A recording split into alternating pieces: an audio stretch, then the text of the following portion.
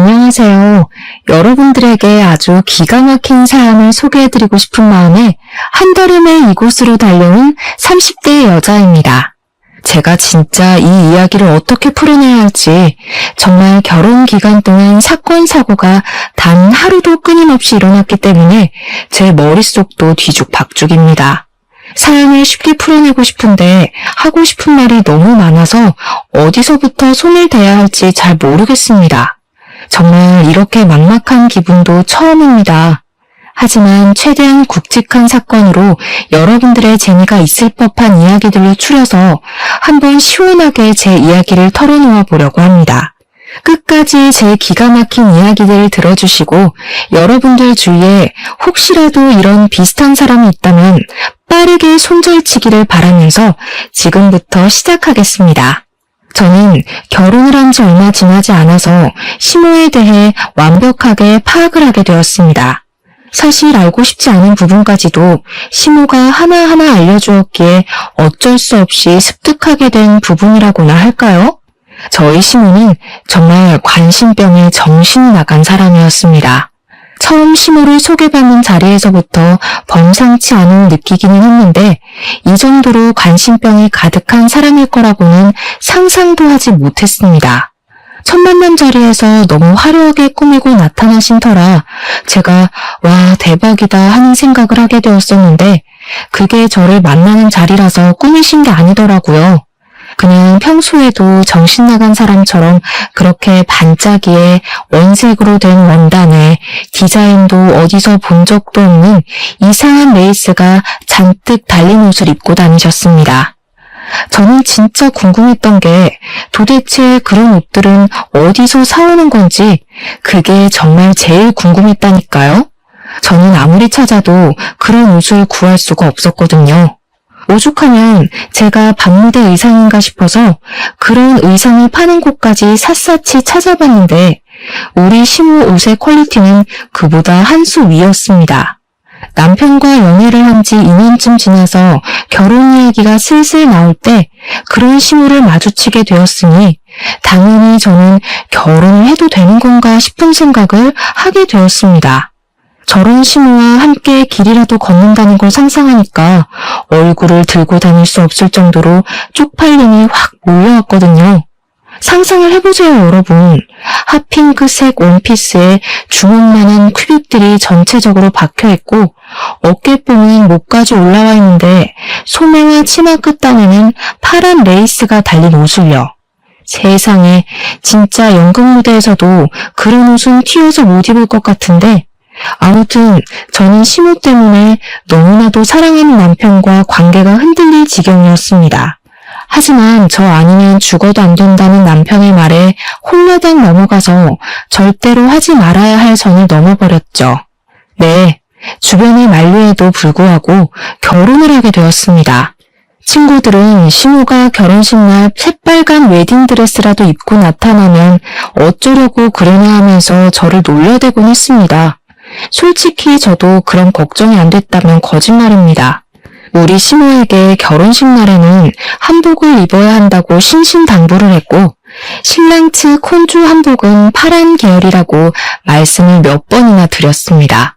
결혼식 당일에 우리 시모가 중전마마들이 입는 한복을 입고 나타났을 때 저는 정말 세상이 무너지는 기분이었지만 그래도 한복으로 구색이라도 맞춰주셔서 감사했습니다.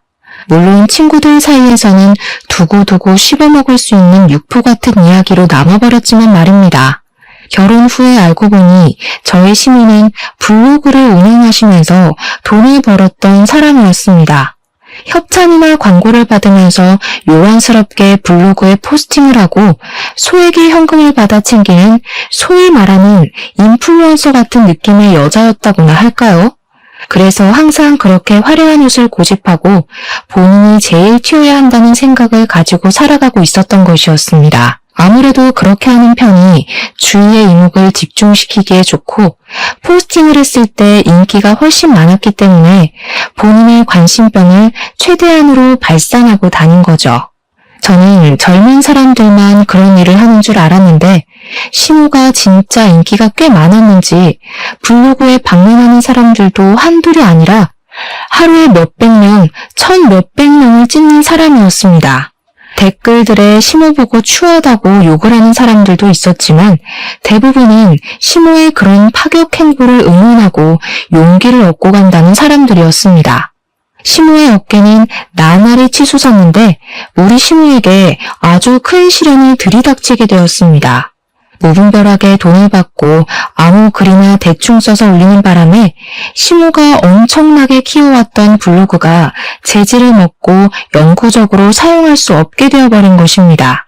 그 뒤로 시모는 사이트에 전화를 하고 항의를 하고 블로그를 돌려달라고 있는 힘껏 떼를 쓰면서 매달렸지만 개인의 부탁을 그리 쉽게 들어주겠습니까?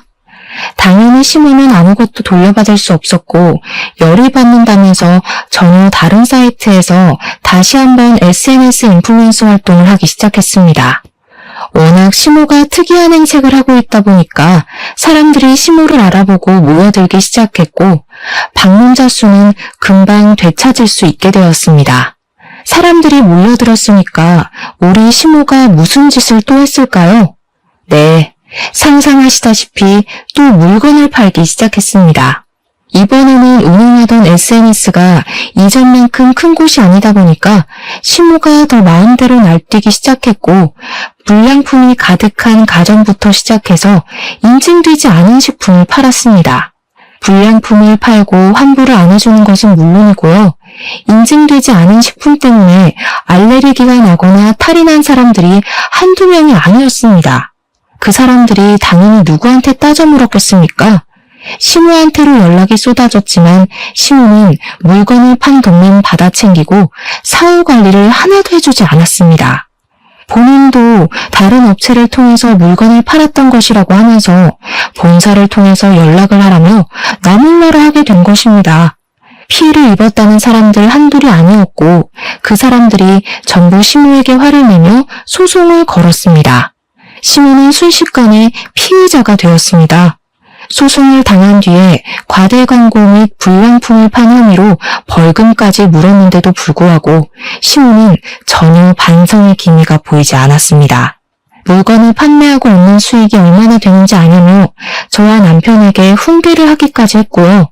별의별 사이트를 통해서 물건을 팔아치우기 시작했습니다.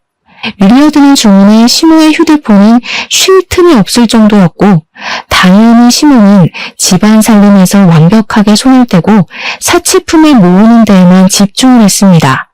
그런데 우리 시모가 법에서 얼마나 자유로운 사람처럼 굴었는지 글쎄 물건을 떼다 팔고 장사를 하면서 사업자 신고도 한 번 안 하고 돈만 챙긴 겁니다. 사겠다는 사람이 늘어날수록 현금 영수증을 끊어달라, 신용카드로 결제할 수 있게 해달라 하는 요구가 늘어났지만 시모는 모르쇠로 일관을 했습니다. 제가 시모에게 사업자 신고를 하는 게 좋지 않겠냐고 했더니 그러면 세금을 내야 하지 않느냐며 절대로 그런 방법으로는 돈을 벌 수 없다고 하더라고요. 한마디로 벌금으로 수백만 원을 내고도 정신 못 차리고 탈세를 하고 있었던 것이었습니다. 일부 고객들의 항의가 심해지고 시모에게 현금 영수증을 끊어달라고 요청을 했다가 차단을 당한 사람들이 또 한마음 한뜻으로 공정거래위원회에 고발을 한 겁니다. 당연히 국세청에서 시모의 자금에 대한 신고를 받고 조사를 하기 시작했고요. 몇 번이 아니라 몇 년 동안 탈세를 한 것이 밝혀지고 말았습니다. 당연히 세금을 거둘 수 있는 빌미가 생겼으니 국세청에서도 시모에게 벌금 내놔, 세금 내놔 하지 않았겠습니까? 한두 번이 아니라 몇 년치의 세금을 때려맞다 보니까 시모에게 정말 어마어마한 벌금이 내려지게 되었습니다. 시모는 갑자기 쏟아지는 벌금에 놀라서 시부에게 저와 남편에게 도움을 요청했지만 저희가 사실 도와줘야 할 의무가 없지 않겠습니까? 돈도 없었고요.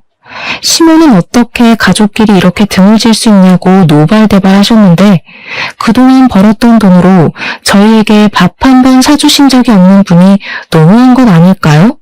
오죽하면 나름 효자인 우리 남편까지도 시모한테 그거는 못 도와준다면서 벽을 딱 치고 연락도 받지 않더라고요. 시모는 억울해하면서 시부에게 도움을 요청했는데 그동안 시모가 하고 다니던 행색도 블로그를 운영하는 것도 마음에 들지 않았던 시부가 쌓아온 것들을 터뜨리셨습니다. 내가 쪽팔린다고 그런 식으로 행동하고 다니지 말라고 몇 번을 말했어. 내가 진짜 당신이 하는 짓에 진절머리가 난다. 아주 꼴도 보기 싫다고. 아니, 당신은 어떻게 마누라한테 그런 소리를 할 수가 있어? 내가 뭐 알았으면 잘했겠지. 모르니까 실수할 수 있는 거 아니야. 도와주라고. 내가 평생 돈 벌어다가 생활비 주고 부족하지 않게 해줬는데 굳이 그런 짓을 해가면서 돈을 벌어야 하는 이유가 뭐야? 사치 때문 아니야. 시부와 시모의 싸움은 줄어들 기미가 보이지 않았고 결국에는 시부가 시모에게 이혼을 선언하셨습니다. 시모는 처음에 시부가 진짜 이혼 도장을 찍을 거라 생각을 하지 못했는지 당당하게 이런 허위함을 감싸주지 못하는 남자랑은 더 이상 살 이유가 없다며 이혼을 하겠다고 하셨습니다. 하지만 시부는 순도 100%의 진심이었고 오기로 버티던 시모는 결국 시부와 이혼을 하게 되었습니다. 이혼을 말리던 저희도 시부의 단호한 말에 어쩔 수 없이 수긍을 했습니다. 시부와 시모가 이혼을 하던 날 시부의 표정이 얼마나 홀가분하던지 진짜 자유를 찾은 사람처럼 보였달까요? 이 모든 일이 제가 결혼한 지 3개월 만에 일어난 일이었습니다. 진짜 제가 그 3개월 동안 하루도 빠짐없이 터지는 사건 사고에 탈모가 찾아올 지경이었습니다. 물론 남편에게 그동안 시부가 얼마나 마음고생을 했는지 화려한 간신병 시모를 데리고 다니면서 얼굴을 들고 다니지 못한 날이 얼마나 많았는지 다 전해 들었었습니다. 솔직히 속으로는 언젠가 시부와 시모가 이혼을 하지 않을까 하고 생각을 하기도 했었습니다만 그게 3개월 만에 일어나게 될 줄은 전혀 몰랐습니다. 저희 부모님께 어떤 식으로 시부모의 이혼을 전해야 할지도 모르겠고 정말 쪽팔려서 이걸 꼭꼭 숨겨야겠다고 생각하기도 잠시 저에게 아주 기가 막힌 일이 터졌습니다. 그건 바로 시부가 시모를 무일푼으로 자기 집에서 나가라며 쫓아낸 바람에 오갈 곳 없는 시모가 저희 집으로 찾아와서는 당당하게 방을 내놓으라고 하신 겁니다. 어느 날 갑자기 찾아온 시모는 저에게 재앙을 가져다 주었습니다. 도대체 그동안 벌었던 그 많은 돈들이 다 어디로 사라졌는지 궁금했다니까요. 아무튼 저는 당황해서 시모에게 오셔도 왜 우리 집에 오시냐고 했더니 시모가 그러더라고요. 내가 뭐 못 올 때 왔니? 내 아들이 사는 집에서 같이 살겠다는데 뭐가 문제냐고. 시모는 자연스럽게 잔뜩 들고 온 짐을 어디다 풀어야 하냐고 물어보셨고 저는 그런 시모를 멍하니 바라보고 있는데 남편이 대뜸 옆에서 짐을 가져가더라고요. 작은 방에서 지내는 게 좋겠다면서 그 무거운 짐을 턱턱 들어서 작은 방으로 옮기고는 시모 덮고 잘 이불을 가져오라는데 제가 무슨 소리를 들은 건가 싶었습니다. 신혼 5개월 만에 벌어진 일이라 저는 일단 아무런 대처도 할 수 없었습니다. 같이 부대 끼고 산 지 몇 년이 되었다면 제 의견을 피력하기 훨씬 쉬웠을 겁니다. 하지만 결혼한 지 얼마 지나지 않아 터진 소송에 탈세 혐의, 시부와의 이혼, 그리고 짐 싸들고 집으로 찾아온 것까지 제가 감당하기에 너무 벅찼습니다. 저는 당연히 시모가 며칠만 있으면 집을 얻든 아니면 시부네 집으로 가든 어떻게든 처리가 될 것이라고 생각하고 딱 일주일만 참자는 생각으로 버텼습니다. 응당 사람이라면 아들 부부가 사는 집에서 눈치가 보여서라도 오래 못 있지 않겠습니까? 제가 대면대면하게 대하면 시모도 불편함을 느낄 거라고 생각을 한 거죠. 물론 저의 그 모든 생각이 아주 안일한 생각이었다는 걸 뒤늦게 깨닫게 되었지만 말입니다. 여보, 나랑 상의도 없이 어머님을 집에서 지내라고 하면 어떡해? 내가 불편할 걸 생각도 안 해봤어? 당신이야, 당신 어머니지. 나한테는 시어머니야. 우리 엄마 SNS 중독자인 거 몰라서 그래? 신경 쓸 거 하나도 없어. 그냥 엄마 알아서 할걸? 그래도 나한테는 시어머니니까 내가 당연히 눈치 보게 되지 않겠냐고. 그럼 어떡하라는 건데 엄마 보고 길에서 자라고 해? 아들 집에 남는 방이 똑하니 있는데 남편의 말 또한 반박하기 어려운 말이라서 한 번만 참아보자 하는 마음으로 버티기 시작했습니다. 제가 계속 불편해하면 남편이 제 편을 들어줄 거라고 생각을 했는데 정말 일주일쯤 지나니까 일부러 그러려고 한 게 아닌데도 자동으로 눈살이 찌푸려지더라고요. 집이 개판도 이런 개판이 될 수 있나 싶을 정도로 어지러워지기 시작했습니다. 저는 정말 최소한의 물건만 두고 살자는 주의거든요. 이것저것 많이 들여놔봐야 잘 쓰지도 않을 거고 관리하는데 어려움이 있으니까 필요한 생필품 몇 개를 제외하고는 딱히 물건을 사두지 않았습니다. 그럼에도 불구하고 집안이 온통 어질러지기 시작했습니다. 이유는 당연히 시모 때문이었습니다. 시모가 평생을 전업주부로 살아야 하는데 살림 하나를 못하겠습니까? 시부와 사는 동안에 시모가 집안일을 책임졌기 때문에 오히려 저보다 베테랑입니다. 그런데 저희 집이라는 이유를 뻔뻔하게 대면서 손 하나를 까딱하지 않고 지내시더라고요. 정리는 며느리가 다 해야지. 내 집 살림도 아닌데 내가 함부로 건드렸다가 망가지기라도 하면 어떡하니?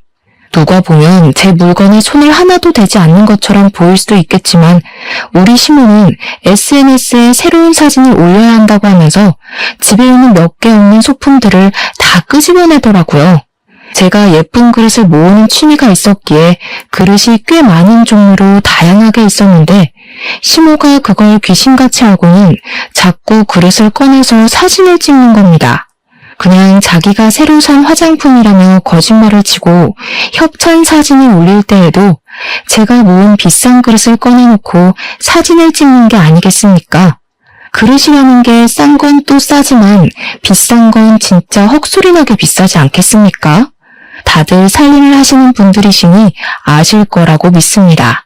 우리 시모는 보는 눈도 기가 막히지 비싸도 제일 비싼 그릇들만 꺼내서 사진을 찍고는 정리도 제대로 안 하고 그냥 널브러져 놓는 겁니다. 그러다가 잘못 건드려서 깨지기라도 하면 어쩌려고 그러는지 한정판 브랜드 그릇들만 꺼내서 자랑하듯이 사진을 찍는데 왜 SNS에 잘 사는 사람들만 보이는지 알겠더라고요. 그 사진 한 장 찍는 것에 목숨을 걸면서 어떻게든 최고급으로 제일 비싼 걸로 주렁주렁 장식을 하려고 하니 모두들 갑부로밖에 보이지 않는 것이었습니다. 제가 정리까지 싹 해둔 그릇들을 죄다 꺼내서 사진을 찍고 몇 개는 이가 나간 것도 보이더라고요. 다른 건 몰라도 제 취미생활을 건드리니 제가 열이 받았습니다. 어머님, 언제까지 저희 집에서 지내실 거예요? 솔직히 저희 집에서 지내시는 거 저 너무 불편해요. 제가 모은 그릇들 말도 없이 쓰는 것도 그렇고요. 저거 저도 아까워서 그냥 구경만 하는 그릇인데 며칠 전엔 없었던 이가 생겼더라고요. 어머님이 하신 일이죠. 왜 허락 없이 제 물건을 막 쓰세요? 예, 그거 좀 쓸 수도 있지. 너 내가 한 달에 버는 돈이 얼만 줄 아니? 저런 그릇들은 수두룩하게 사줄 수 있어 걱정하지 마. 그럼 사주시고 말씀하시던가요. 어머님 SNS 활동도 활발하게 하시고 돈도 버시는 것 같던데 집은 언제 구해서 나가실 거예요? 그 말이 끝나기 무섭게 시모가 갑자기 엉엉 우시는 게 아니겠습니까? 저는 처음에 너무 당황스러웠습니다. 눈물만 뚝뚝 흘리시는 게 아니라 엉엉 소리를 내서 우셨거든요. 물론 그것 또한 자기가 불리한 상황에 들이닥치니 저절로 나오게 된 생활 연기라는 걸 나중에 알게 되었습니다. 그때는 꿈에도 몰랐었어요. 그게 연기인지. 시모는 바로 남편에게 전화를 걸어서 말도 안 되는 소리를 하며 저를 모함하기 시작하셨습니다. 그것도 제가 보는 앞에서 천연덕스럽게 없는 말을 지어내시더라고요. 예, 아들아. 며느리가 글쎄 나한테 집에서 나가란다. 내가 갈 곳이 어디 있다고 나를 내쫓는 거라니? 아들이랑도 상의된 내용인 거 맞지? 뭐? 며느리 혼자 독단적으로 결정을 한 거라고? 아이고, 내가 서러워서 살겠나? 나가 죽어야지. 그날 저녁에 퇴근하려고 돌아온 남편이 저를 붙잡고 성질을 팍팍 부리는 겁니다. 그도 그럴 것이 시무가 틈만 나면 남편에게 전화를 걸어서 며느리가 나를 내쫓는단다, 나보고 나가란단다, 나는 어디서 먹고 자냐면서 난리를 쳤거든요. 우리 엄마 보고 집 나가서 살라고 했어? 어떻게 우리 엄마한테 그런 소리를 할 수 있냐? 우리 엄마가 불쌍하지도 않아? 돈도 잘 버시는 것 같은데 집 언제 구하실 거냐고 물어본 거야. 나가라고 한 적 없어. 그리고 불쌍? 눈치 보면서 하루 종일 집 치우는 나는 안 불쌍하니? 너한테나 너네 엄마지. 우리 엄마가 만약 이런 상황이었으면 사위 눈치 보여서 집에 찾아오지도 않았을 거야. 남편과 제가 냉전을 하게 되면서 시모는 제가 한풀 꺾인 것이라고 생각을 했는지 더욱더 날뛰어다니기 시작하셨습니다.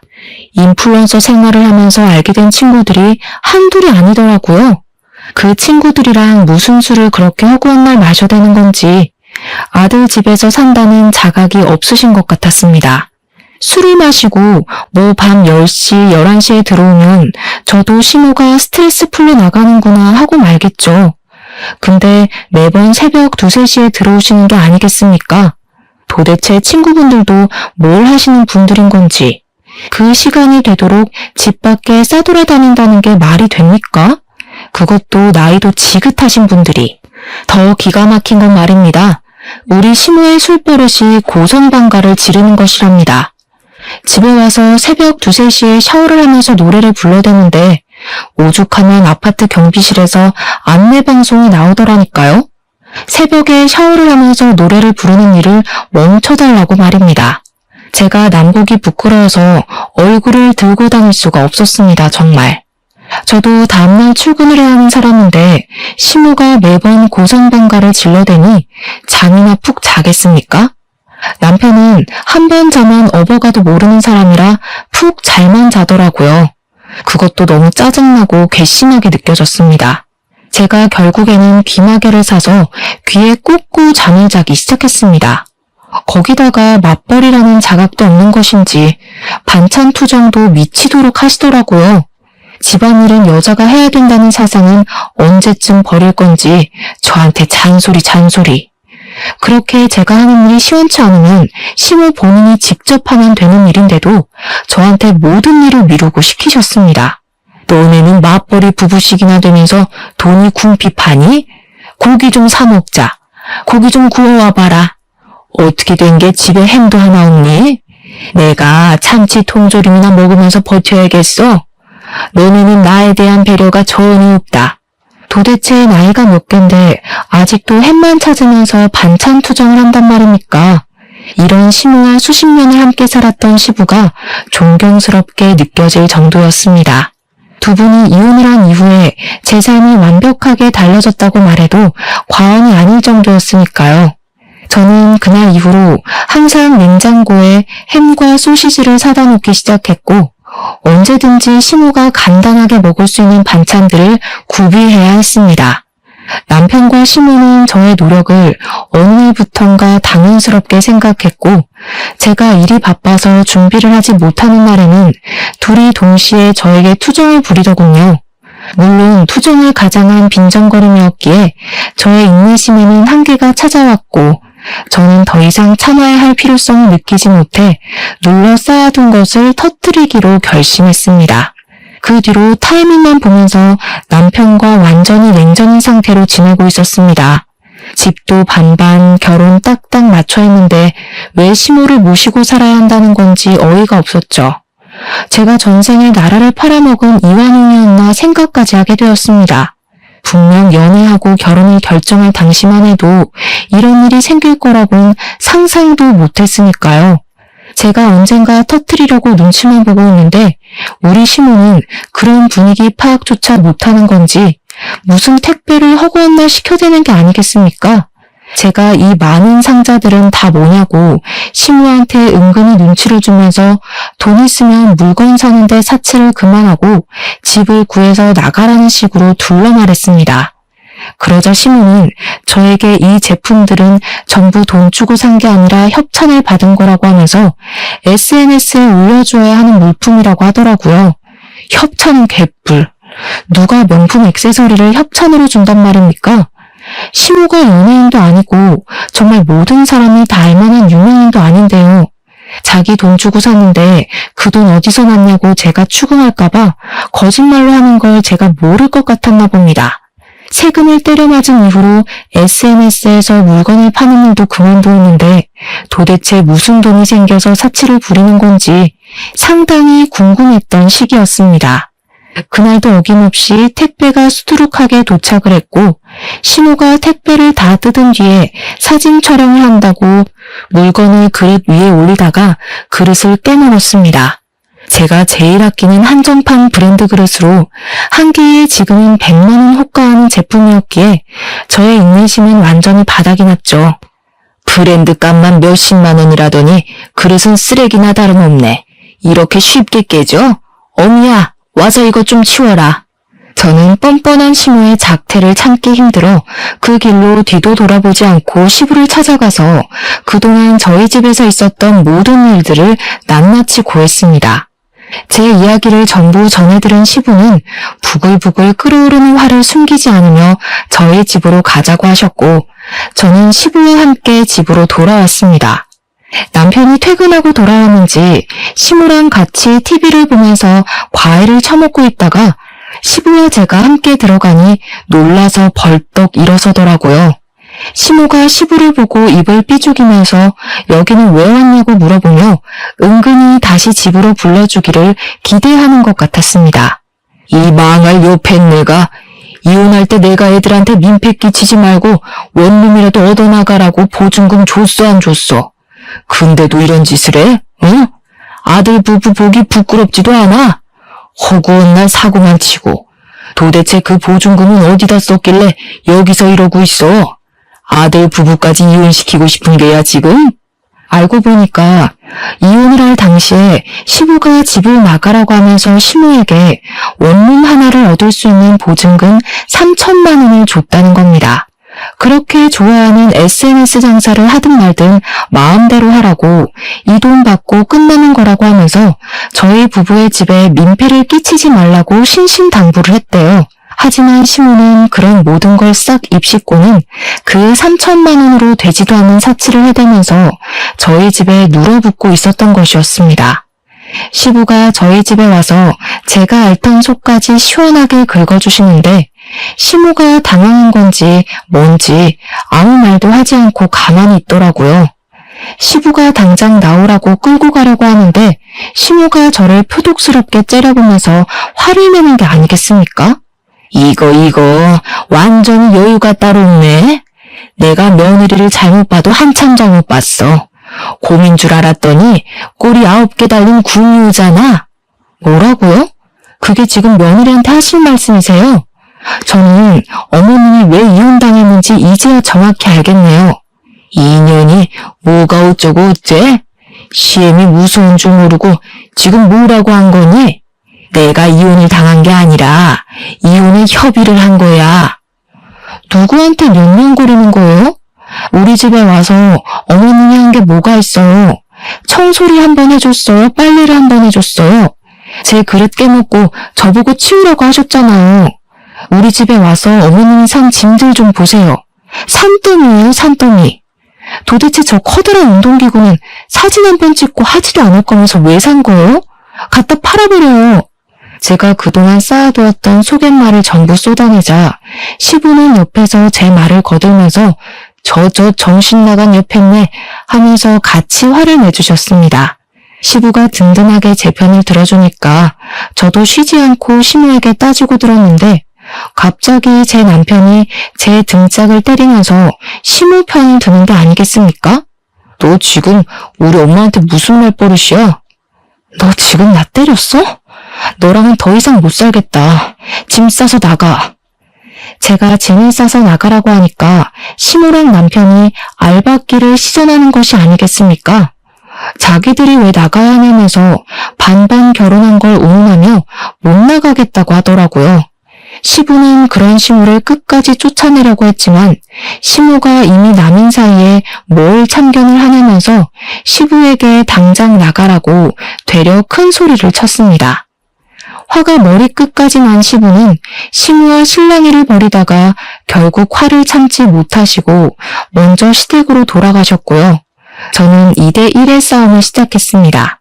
남편과 저는 네가 나가라, 아니다 네가 나가야 된다 하면서 싸우다가 결국 의견을 좁히지 못했습니다.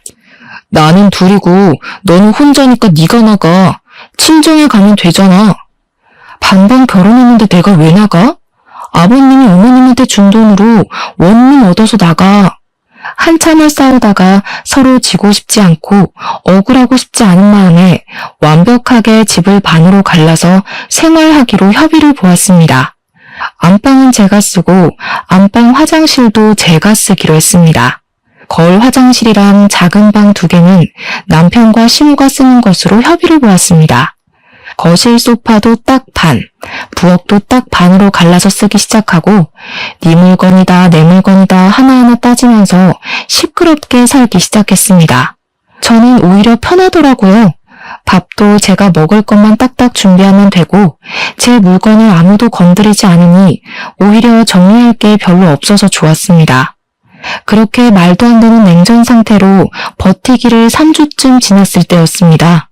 잠깐 편의점에 갔다가 집에 돌아갔는데 시무가 제 화장실에서 뭔가를 들고 나오는 게 아니겠습니까?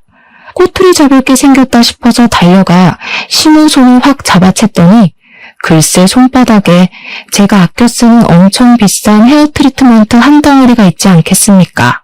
얼마나 어이가 없던지. 그렇게 사치를 즐기면서 헤어 트리트먼트 살 돈은 없는 건지 싶어서 제가 비웃음이 피식 흘렸습니다. 제가 손바닥에 짜낸 트리트먼트를 덜어내고 짜증나서 제 맨머리에 발라버렸더니 시모가 기겁을 하면서 부들부들 떨더라고요. 제가 그렇게까지 치사하게 굴 줄 몰랐던 건지 시모가 어이없어 하는데 그 표정이 너무 웃겨서 진짜 통쾌할 지경이었다니까요. 제 물건을 함부로 건드리지 마시죠. 언제 남이 될지도 모르는 사이에 말하는 싹수하고는 그렇게 치사하게 굴다가는 대머리 된다. 그건 어머님이 더 걱정하셔야 할 것 같은데 저 머리숱 엄청 많아서 괜찮아요. 그리고 제가 치사하게 된 이유를 생각해 보시면 좋겠네요. 그 뒤로 일부러 저 보란 듯이 집에서 고기를 구워 먹지를 않나, 둘이 외식을 하고 오지를 않나, 진짜 짜증나게 굴더라고요. 참다 제가 더 이상은 이렇게 사는 게 아닌 것 같다는 생각이 들어서 남편에게 이혼을 하자고 이혼 소리를 들이밀었습니다. 제가 막상 이혼을 하자고 하니까 갑자기 남편이 그건 아닌 것 같다면서 저를 말리려고 들더라고요. 아니긴 뭐가 아니야? 이렇게 사느니 그냥 이혼하는 게 낫지. 이 정도면 네가 숙이고 들어야 정상 아니야? 진짜 독하다 독해. 나도 할 만큼 하고 참을 만큼 참았어. 도대체 자기가 한 일이 뭐가 있다고 집에서 저 보란 듯이 고기만 구워 먹던 놈이 뭘 참았다는 건지 어이가 없었습니다. 이혼을 하자고 선언한 이후에 저희는 눈도 마주치지 않게 되었는데 우리 관심병 말기 환자인 시모가 글쎄 SNS에 요즘 유행하는 거라며 강아지를 하나 데려온 게 아니겠습니까? 요즘 뭐 반려동물을 데리고 키우는 모습을 보여줘야 댓글이나 조회수가 늘어난다고요. 책임도 지지 못할 강아지를 키우겠다는 겁니다. 저 진짜 졸도해버리는 줄 알았습니다. 갑자기 개를 키우겠다고 하니까 당연히 정신 나가지 않겠습니까? 거기다가 이 개가 시모를 닮아도 쏙 빼닮은 겁니다. 조금만 해가지고 이를 드러내면서 하루 종일을 컹컹 짖어대는데 더 이상은 못 살겠다 도망가자 싶었습니다. 하지만 여러분, 제가 이대로 그냥 도망가면 되겠습니까? 최고의 복수를 하고 뒤도 돌아보지 않고 떠나기로 결심했습니다. 저는 고민 끝에 어떤 복수를 할까 생각하다가 언젠가 전해 들었던 반려동물로 부부싸움을 했다는 사연을 떠올리게 되었습니다. 그 사연으로 말할 것 같으면 남편이 거미랑 뱀 이런 걸 키워서 와이프랑 이혼을 하게 된 이야기로 기억하고 있었는데 저도 뱀이나 거미를 키워야겠다고 마음을 먹은 것입니다. 그래서 파충류들을 파는 전문숍에 가서 둘러보는데 제가 또 그런 걸 별로 안 좋아해서 그런지 미치도록 징그러워서 엄두가 안 나더라고요. 거기다가 먹이도 벌레랑 개구리 같은 걸 줘야 한다고 하는데 제가 또 벌레를 엄청나게 무서워하거든요. 그래서 뱀이랑 거미를 포기를 하게 되었습니다. 한번 입양을 하면 평생을 키워야 하는데 제가 뱀과 거미를 책임질 자신이 없었습니다. 펫숍 직원분이랑 엄청나게 머리를 맞대고 고민을 한 결과 바로 앵무새를 키우기로 결정을 내렸습니다. 직원분께서 추천을 해주셨는데 앵무새가 똑똑하기도 엄청 똑똑하고 말도 잘하고 시키는 것도 반복 학습을 하다 보면 잘 해낸다고 하는 게 아니겠습니까? 머릿속에 앵무새와 함께 사는 그림이 마구마구 그려지면서 제대로 된 복수를 할 수 있을 것 같다는 생각이 들었습니다. 앵무새를 입양한 이후 방에서 혼자 앵무새에게 시모의 사진을 보여주면서 말을 연습시켰습니다. 처음에는 제대로 해내지 못하던 앵무새가 글쎄 3일이 딱 지나니까 시모 사진만 봐도 큰 소리로 욕을 하기 시작하더라고요. 그래서 보란듯이 거실 제 소파 자리 옆에다가 앵무새의 집을 설치했습니다. 시모는 제 앵무새를 보더니 별짓 다 한다면서 깔깔거리면서 비웃더라고요. 제가 발끈하려던 그 순간 갑자기 앵무새가 시모를 보면서 소리를 꽥 질렀습니다. 썩을 년, 저 썩을 년, 썩을 년, 저 썩을 년. 제가 시모의 사진을 보여주면서 연습을 시킨 보람이 드디어 빛을 발하게 된 것입니다.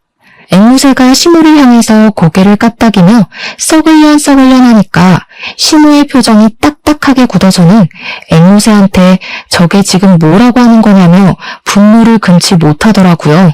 제가 썩을 년이라고 할 때마다 간식을 주었더니 저에게 간식을 달라고 날갯짓을 하는데 어찌나 속이 시원하고 귀엽던지 바로 앵무새에게 간식을 전해주면서 시모에게 웃으면서 말했죠.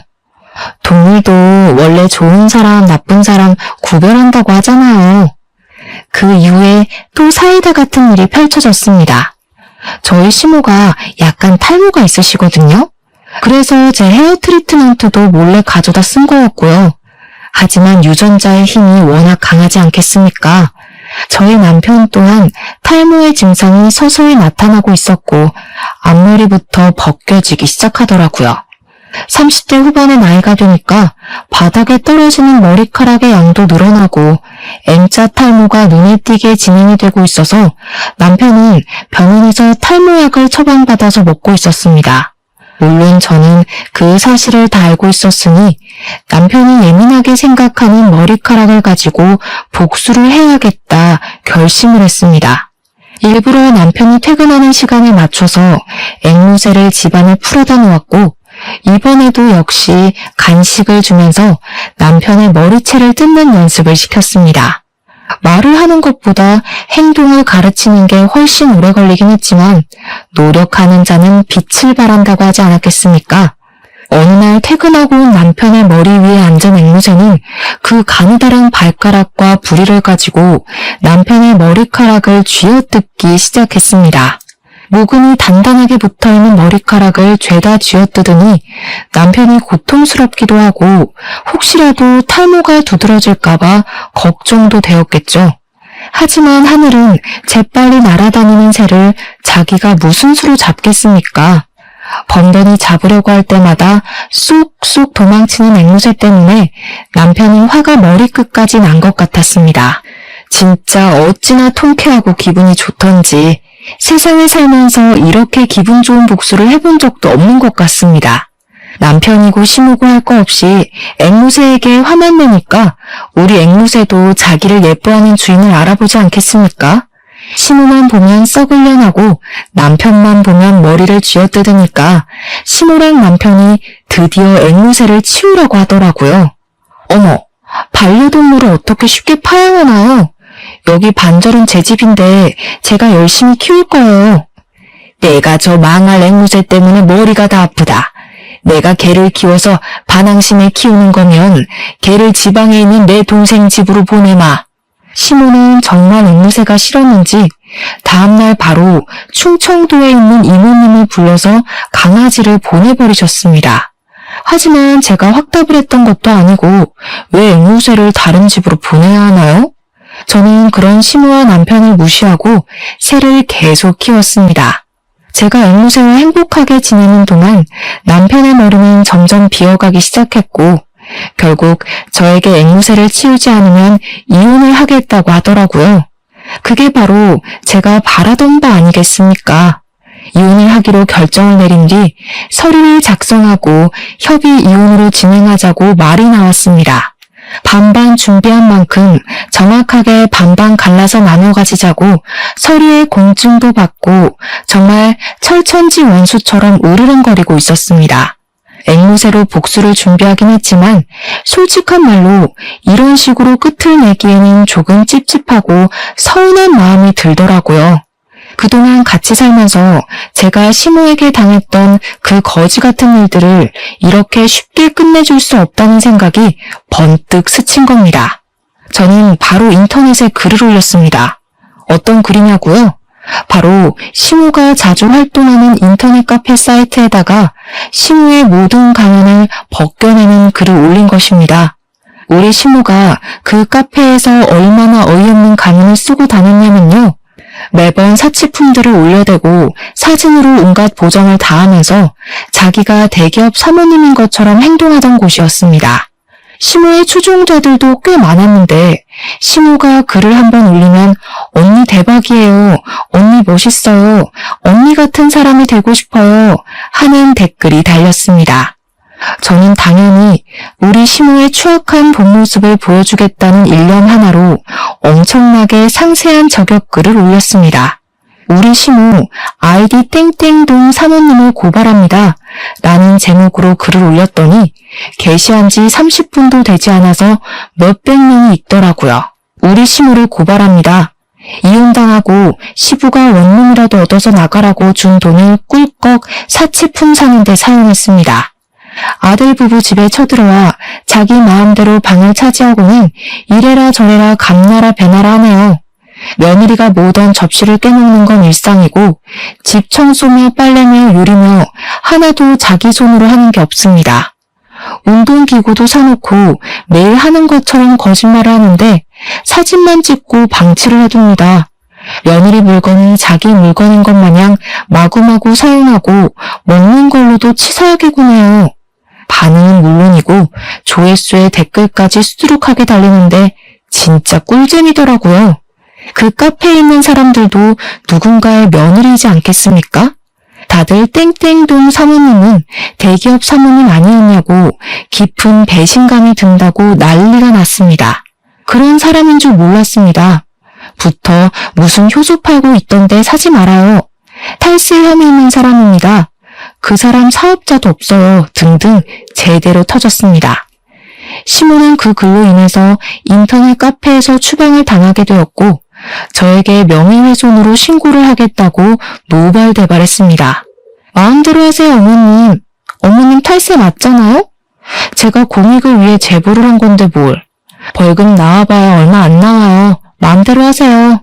거기다가 그 글이 쑥쑥 퍼져 남편의 회사에서도 꽤 이슈가 되었나 보더라고요. 저는 은근슬쩍 남편 회사 인트라넷 게시판에도 그 글을 올렸습니다. 약간의 내용을 수정해서 그 글의 주인공이 우리 남편의 어머니라는 것을 알아볼 수 있게 말입니다.